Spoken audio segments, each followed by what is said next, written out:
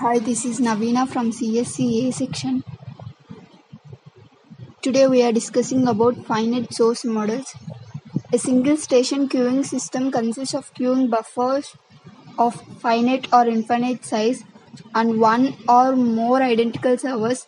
Such an elementary queuing system is also referred to as a service station or simply as a node. First, we start with a short description of queuing systems.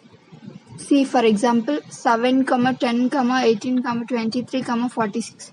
A server can only serve one customer at a time, and hence it is either in busy or idle state. If all servers are busy upon the arrival of a customer, the newly arriving customer is buffered, assuming the buffer space is available, and waits for its turns.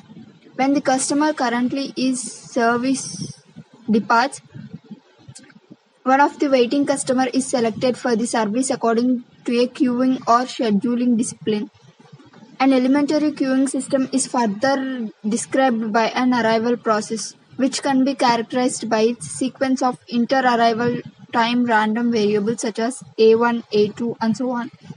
It is common to assume that the sequence of inter-arrival times is independent and individually distributed, leading to an arrival process that is known as renewal process. The distribution function of inter-arrival times can be continuous or discrete.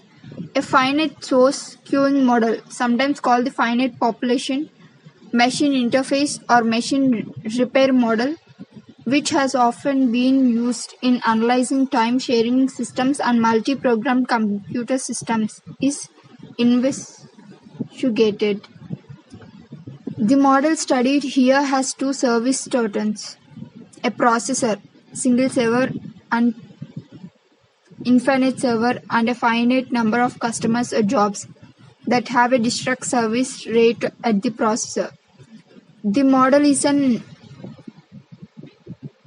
it is shown that the utilization factor of the processor can be obtained in an analytic form and TS independent of various scheduling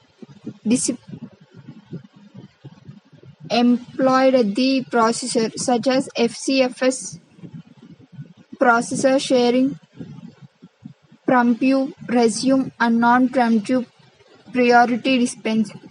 Under some condition, other relevant properties of this model are also shown. The range within which these properties hold in the discussed, and some examples are given. Examples of the application to multi-programming and tuning sharing systems are given. In particular, it is shown that the often used dynamic dispatching POCI, which gives the higher preemptive priority to the meet input-oriented job, is the optimal within the framework of this multi-programming model.